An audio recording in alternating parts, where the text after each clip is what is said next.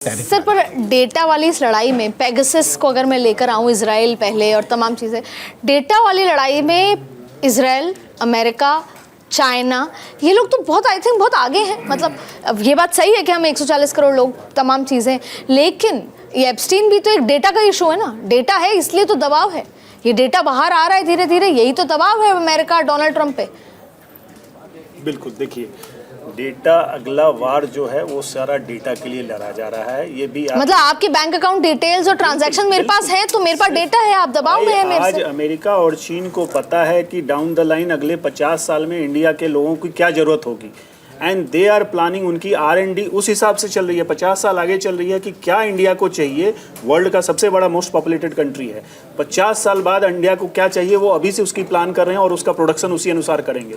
तो वो सारा डेटा का खेल है। हमें यहाँ पे बहुत अलर्ट होना होगा, हमारे डेटा को देश में रहे, इसके लिए जितने भी प्रावधान करने उसके लिए सर एक ही प्रावधान है कि हम व्हाट्सएप और इंस्टाग्राम अपने इंडिया में बनाएं, जैसे चाइना का रखा है, साउथ कोरिया ने किया हुआ है। बात में थोड़ा सा इन्हांस होगा कि एक तरफ डेटा का हमारा ताकत कि हमारी ताकत है और बाजार उसी हिसाब से अपने आप को तैयार कर रहा है कि हमको कैसे बाजार बनाए, और दूसरी तरफ इजराइल की वाली सोच भी है कि हमारी 140 करोड़ जनता, उनके लिए कैसे डिफेंस की सामग्री बनाए और हम लेबर बनाए। दोनों थिंकिंग है दुनिया में कि भारत का लेबर स्ट्रेंथ कैसे यूज करें और भारत का डेटा बेस जो है उसका भी इस्तेमाल करें और हमको बाजार के रूप में भी देखें। आप सही कह रहे हैं। मैं ये कहना चाहूँगा यहाँ पे कि कुछ समय पहले, आप 15 साल 20 साल पहले के आप जाइए, उस वक्त हमारी स्थिति क्या थी? ना तो हमें इधर उधर की इंटेलिजेंस पता होती थी, ना हमने करना क्या है, हमारा डे टू डे के बारे में सोचते हैं कि अगले साल के लिए हम क्या करेंगे। अभी कम से कम इतना तो नज़र आ रहा है कि हम 2047 की बात कर रहे हैं या 2050 की बात कर रहे हैं या 20 साल 25 साल आगे की बात कर रहे हैं। दूसरा, हमारे यहाँ पर चीज़ें प्रोड्यूस नहीं होती, जैसे सारा यहाँ से रॉ मटेरियल जाता था ब्रिटेन में पहले और आकर के वहाँ से मैन्युफैक्चर होकर यहाँ तक। अभी एटलीस्ट हम 30 to 40% चीज़ों को अपने यहाँ प्रोड्यूस करना शुरू करें। रही बात चाइना का छोटा सस्ता सामान यहाँ बेचते थे उसके ऊपर जब हमारे देखिए कितनी SMSE small medium scale industries का बढ़ावा मिल करके अब जो धीरे धीरे, यानी एकदम तो नहीं होगा, लेकिन पिछले तक सर पर इस मार्केट में, जो ये वैश्विक मार्केट है, मार्केट क्यों कहें, जैसे होता है ना, बहुत सारे शैतान हैं। भारत एक सीधे बच्चे की तरह अपनी एक ज़िंदगी जीना चाहता है, वो 2047 तक का विजन रख रहा है, वो अपने लोगों को काम करना चाहता है, वो स्किल डेवलपमेंट और तमाम चीज़ें, और डिफेंस में वो आत्मनिर्भर होना चाहता है आइडियली, जो कि हमको बहुत पहले हो जाना चाहिए था, जो हम नहीं हो पाए, अब हो रहे हैं। लेकिन प्रॉब्लम ये है कि जो दूसरा देश हैं दुनिया के, वो तो बहुत आगे निकल चुके हैं। वो देखिए, आप बिल्कुल हम तो अपनी लड़ाई लड़ रहे हैं एक सीधे बच्चे की तरह, संस्कारी बच्चे की तरह। पहले से ही तैयारी धीरे धीरे कर रहे थे, हम तो उसी स्थिति में थे ही नहीं, उस स्थिति में थे ही नहीं, क्योंकि आप देखिए, यानी इतनी बेरोजगारी थी, इतनी भुखमरी थी। किसी समय पे भाई कौन सी एक पिक्चर में आया था ना कि भाई रोटी सर, टेक्निकली जो पाकिस्तान ने हमारे साथ किया, आज जो है कम से कम इतना तो है कि यानी भुखमरी को काफ़ी कुछ कम किया गया है, पॉवर्टी लाइन से लोगों को ऊपर आए हैं, तो यानी कहीं ना कहीं तो प्रगति हो रही है। लेकिन सबसे बड़ी बात है जो टेक्नोलॉजिकल एडवांसमेंट जो अमेरिका ने, आप मुझे एक बात बताइए सर, हम पाकिस्तान से हमने बहुत कुछ झेला है और हमें ये नहीं पता कि आप हमसे यहाँ बात कर रहे हैं, पाकिस्तान क्या प्लानिंग कर रहा है और हमारे किस राज्य में कब क्या हो जाए। आपने देखा ना दिल्ली में क्या हुआ, आपने देखा ना कितने बड़ी संख्या में मिले, और फिर तो अब तो डॉक्टर्स मिल रहे हैं और नर्सेज मिल रही हैं। मेरा सवाल ये कि हम तो अभी ये भी नहीं सोच रहे कि इनफ इज इनफ और पाकिस्तान पे हम पूरी तरीके से अटैक करके हम POK ही वापस ले लें। हम तो वासुदेव कुटुंबकम। अभी भाई साहब ने बहुत, प्रेम जी ने बहुत अच्छी तरीके से थोड़ी देर पहले बताया कि हम यदि युद्ध में, यदि अभी ऑपरेशन सिंदूर किया, 4 दिन का हमारा ऑब्जेक्टिव थे, ख़त्म कर दिया। ट्रम्प साहब बोल रहे हैं मैंने बंद करवा दिया, ये कर दिया, वो सारी कहानी है।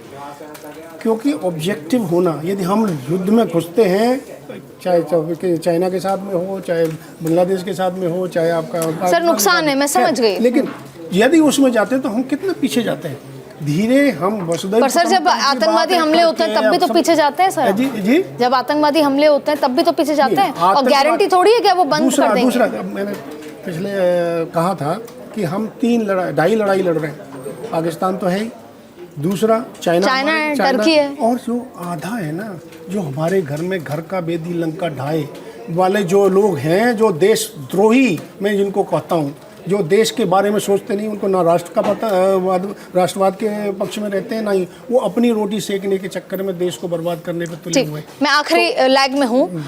वो घर का बेदी लंका डाए, डोमेस्टिक पॉलिटिक्स आ गई है, तो एक सवाल कि भाई वो जो घर का बेदी लंका डाए ऐसा कांग्रेसी अब मानने लग गए हैं, शशि थरूर को, मनीष तिवारी को, दोनों ने कहा कि डिप्लोमेसी के लिहाज से हम एकदम सही हैं, ये लड़ाई हमारी नहीं है। मनीष तिवारी ने कहा हमारी लड़ाई नहीं है, ये लड़ाई उनकी है, हम जितना अब हमारे को जितना देना था भारत एज अ कंट्री उसमें योगदान दे रहा है। और दूसरा शशि थरूर ने कहा कि this is the best policy.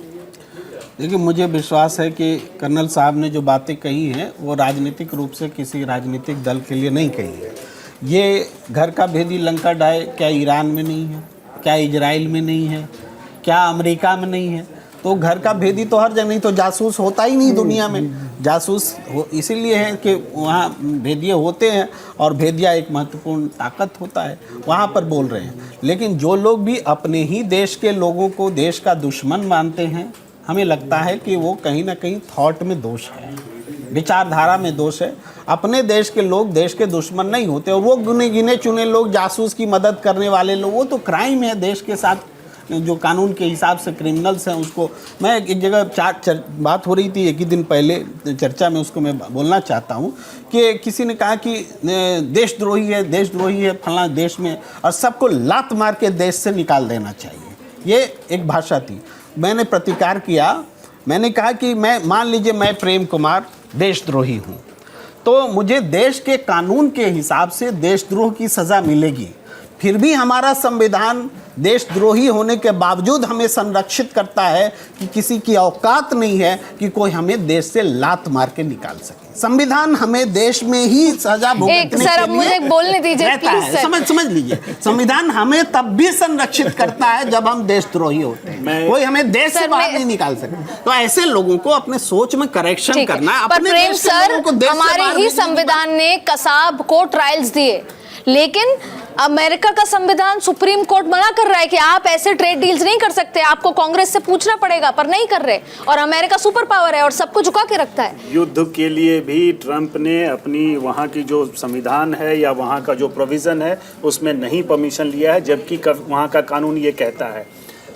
मैं यहाँ पे ये कहना चाहूँगा, देखिए ये सप्ताह सर, हम अपने संविधान में नक्सल्स को वो दे रहे हैं, रिहेबिलिटेट करने की चीजें, उनको रीस्टैब्लिश करने के लिए। तो हम अपने संविधान में कसाब को जगह दे रहे हैं। आदित्य जी, नुकसान भी खाते हैं। इसको इससे ऐसे सोचा जाता है, सुप्रीम कोर्ट जब कसाब को आखिरी वक्त भी सुनने के लिए कहता है, मेनन को जब रात में मौका देता है, सुनता है, तो इसका मकसद ये होता है कि दुनिया को ये पता चले कि फांसी देने से पहले आखिरी वक्त तक उनको मौका दिया गया और हमारे यहाँ न्याय का शासन है। इसका मतलब ये है, ये नहीं है कि हम कसाब को फेवर कर रहे हैं या मेनन को फेवर नहीं कर रहे। तो सुप्रीम कोर्ट फेवर नहीं कर रहे, हम आज के तरीकों में हम एक्सप्लेन कर रहे हैं कि भाई क्या हो। मैं यहाँ पे ये कहना चाहूँगा, देखिए ये सप्ताह बहुत ही शुभ है। अभी हमने अपनी विक्रम संवत का पहला कल शुरू किया, बहुत शुभ दिन है।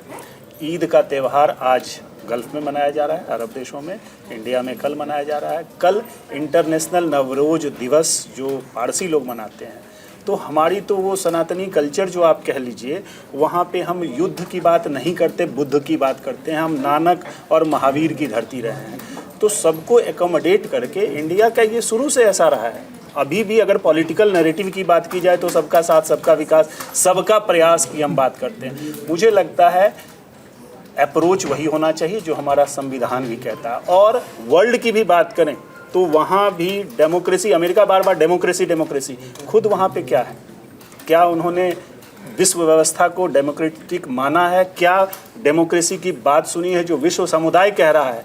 क्या अमेरिका उसको कब माना है? आज तक उठा के देख लीजिए, कभी नहीं। चाहे वर्ल्ड वार फर्स्ट, सेकेंड और उसके बाद कोल्ड वार और अभी जो गल्फ वार चल रहा है 2, हर जगह अमेरिका ने विश्व समुदाय की उपेक्षा की है और लोगों को परेशान में रखा है। ये अमेरिका शुरू से ऐसा करता रहा है।